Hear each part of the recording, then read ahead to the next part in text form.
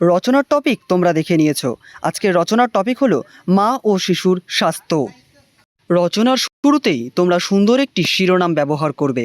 এখানে আমি যেমন ব্যবহার করেছি সুস্থ মা, সুস্থ শিশু, সুন্দর ভবিষ্যৎ। তোমরা ডাইরেক্ট রচনাটা না লিখে সুন্দর একটা শিরোনামের মধ্যে দিয়ে রচনাটাকে শুরু করতে পারো। এতে পরীক্ষকের আরও দৃষ্টি আকর্ষণ হবে। তারপরে লিখবে ভূমিকা বা সূচনা।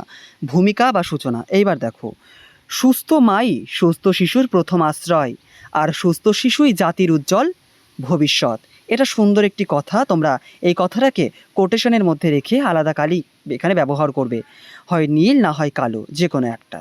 তারপরে দেখো ভূমিকাটা। একটি শিশুর নির্মল হাসির পেছনে থাকে একজন মায়ের সুস্থতা, যত্ন ও ভালোবাসা। তাই গর্ভাবস্থা থেকেই মায়ের শারীরিক ও মানসিক সুস্থতার দিকে নজর দেওয়া যেমন জরুরি, তেমনি জন্মের পরও শিশুর পুষ্টি, পরিচর্যা ও স্বাস্থ্যরক্ষাও অপরিহার্য। মা ও শিশুর সুস্থতাই আগামী দিনের সুস্থ প্রজন্মের ভিত্তি। তোমরা এভাবে ভূমিকাটা শুরু করবে এবং রচনা শেষে থাকছে কিছু ট্রিক্স অ্যান্ড টিপস। তোমরা শেষ পর্যন্ত থাকো। এবার আসবে মূল আলোচনা।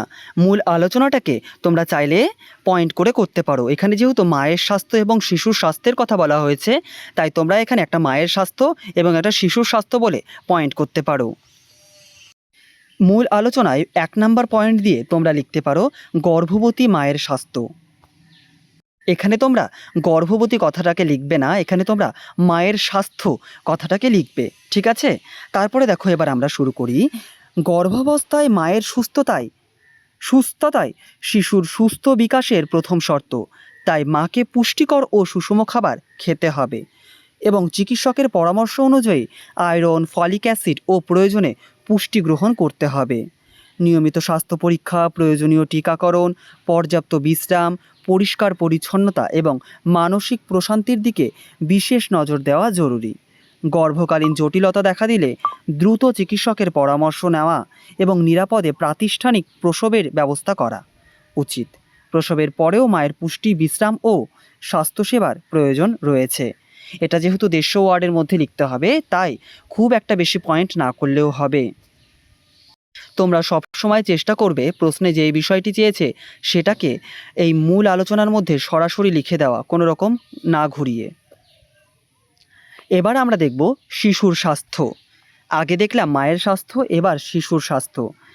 এইবার দেখো, শিশুর সুস্বাস্থ্য নিশ্চিত করার জন্য জন্মের পর থেকেই যথাযথ যত্ন নেওয়া আবশ্যক। জন্মের পর যত দ্রুত সম্ভব মায়ের শাল দুধ খাওয়ানো এবং পরবর্তী সময়ে শিশুকে মায়ের বুকের দুধ দেওয়া অত্যন্ত গুরুত্বপূর্ণ।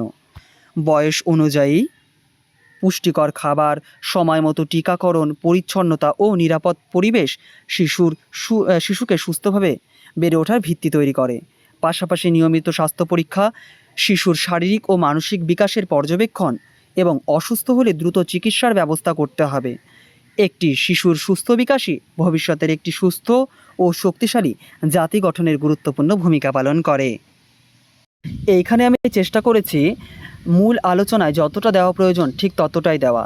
অতিরিক্ত পয়েন্ট করবে না, যেহেতু তোমাদের নির্দিষ্ট শব্দ সীমাবদ্ধ করে দিয়েছে 150 ওয়ার্ড। তাই শুধু বড় লিখলেই বেশি নাম্বার পাওয়া যাবে এমন ধারণাটা কিন্তু মাথায় রাখলে আর হবে না। এবং শেষের যে উপসংহারটি রয়েছে এটাকে তোমাকে কিন্তু খুব প্রাঞ্জল এবং মিষ্টি করতে হবে। বোঝা গেল? তো দেখো, উপসংহারটা কিন্তু খুব সুন্দর, শেষ ইমপ্রেশন তৈরি করে এই উপসংহার। মায়ের কোলেই শিশুর প্রথম পৃথিবী, মায়ের যত্নই তার প্রথম নিরাপত্তা। তাই মা ও শিশুর স্বাস্থ্যকে অবহেলা করে কোনো জাতির সুন্দর ভবিষ্যৎ কল্পনা করা যায় না। তারপরে দেখো, যথাযথ যত্ন, পুষ্টি, চিকিৎসা ও ভালোবাসার মাধ্যমে আমরা যদি প্রতিটি মা ও শিশুর পাশে দাঁড়াতে পারি, তবে আগামী প্রজন্ম হবে আরও সুস্থ, শক্তিশালী ও সম্ভাবনাময়। আজকের সুস্থ মা ও শিশুই আগামী দিনের সমৃদ্ধির জাতির নির্মাতা। তোমরা চাইলে নিজের মতো করেও কিছু এখানে যুক্ত করতে পারো। তোমরা চাইলে এই কথাটাকে একটু নিজের মতো করেও লিখতে পারো। আমি আমার প্রত্যেকটা রচনার ভিডিওতেই বলি, নিজস্বতা অ্যাড করতে হবে রচনায়, হুবহু মুখস্থ করে গেলে কিন্তু হবে না। এবং রচনার শুরুতেই তোমাকে খুব সুন্দর এবং রচনার বিষয় উপযোগী একটা শিরোনাম ব্যবহার করতে হবে। এবং হ্যাঁ, অবশ্যই তোমাকে কিন্তু বিষয় উপযোগী শিরোনামই ব্যবহার করতে হবে, অন্যথায় শিরোনাম না ব্যবহার করলেও হবে।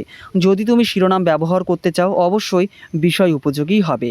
এবং রচনার যে 4টি পয়েন্ট অর্থাৎ শিরোনাম, ভূমিকা বা সূচনা, মূল আলোচনা এবং উপসংহার, এই 4টা পয়েন্ট অর্থাৎ এটা রচনার একটা স্ট্রাকচার। সাধারণত রচনার এটি একটি স্ট্রাকচার, কাজেই এই স্ট্রাকচারটাকে তোমরা মাথায় রাখার চেষ্টা করবে। এবং ভূমিকায় তোমরা অবশ্যই গোটা রচনার মূল বিষয়বস্তুটাকে সেখানে কিছুটা লিখে দেওয়ার চেষ্টা করবে। আমি যেভাবে দিয়েছি সুন্দর একটা ছন্দ বা একটা উক্তি কিংবা কোনো মহান ঋষি বা মনি ঋষির কিংবা মহান কোনো ব্যক্তির তুমি কোনো ছন্দ দিতে পারো, কারণ ছন্দ অনেকেই দেবে না। তুমি যদি ছন্দ দাও বা কোনো যদি একটা আলাদা কথা ব্যবহার করো শুরুতেই, সেটা কিন্তু তোমাকে পরীক্ষকের দৃষ্টি আকর্ষণ করতে অনেকটা সাহায্য করবে। এবং তোমার খাতাটা কিন্তু তোমার পাশের দিদি বা বোনটার থেকে কিন্তু আলাদা করতেই হবে। আমি আমার প্রত্যেকটা রচনার ভিডিওতে তাই বলি, কারণ ভিন্নতা যদি না থাকে তাহলে কিন্তু একটা একঘেয়েমি চলে আসবে। আর একঘেয়েমি আসলেই কিন্তু তুমি কিন্তু নাম্বারটা কিন্তু একটা গড়ে নাম্বার পাবে। কাজেই আমি বলবো না যে তুমি আজকের এই রচনাটা পড়লে বা আমার ভিডিওর রচনাগুলি দেখলে তুমি 15তে 15ই পাবে। হ্যাঁ, তবে এটা বলতে পারি তুমি কিন্তু একটা ভালো নাম্বার তুলতে পারবে। এবং হ্যাঁ, 15তে 15 কিন্তু নাম্বার সেভাবে পাওয়া যায় না, খুব কঠিন, কারণ রচনা হচ্ছে একটা একটা ব্যাখ্যামূলক বিষয়ধর্মী। হ্যাঁ, তো কাজে এটা তো আর এমসিকিউ না। আমি প্রত্যেকটা রচনার ভিডিওতেই তাই বলি যে 15তে 15 এটা হুবহু আমি গ্যারেন্টি দিতে পারবো না, এটা হয়তো আমার ব্যর্থতা। কারণ আসল রিয়েলিটিটা হচ্ছে এটাই যে রচনা তুমি লিখবে, নাম্বার দেওয়ার দায়িত্ব হচ্ছে স্যারেদের মানসিকতার উপরেও অনেকটা নির্ভর করে যে তুমি রচনায় কতটা নাম্বার পাবে। কাজেই হ্যাঁ, তুমি সর্বোচ্চ নাম্বার পাবে এবং এই স্ট্রাকচারগুলোকে মাথায় রাখবে। শুরুতে ছন্দ ব্যবহার করবে, উপসংহারটাকে খুব সুন্দর করবে। হ্যাঁ, এইভাবে করলেই তুমি রচনাতে সর্বোচ্চ নাম্বার পাবে। তো আজকের মতো ভিডিওটা আমি এখানেই রাখছি। আজকে আমরা করলাম মা ও শিশুর স্বাস্থ্য সম্পর্কিত রচনা। এরপরে আরও যে রচনাগুলি রয়েছে ইম্পর্টেন্ট রচনা বা যেগুলো PYQতে এসেছে, সেই রচনাগুলো আমি ধীরে ধীরে একে একে নিয়ে আসব। শেষ পর্যন্ত ভিডিওটা দেখার জন্য অসংখ্য ধন্যবাদ।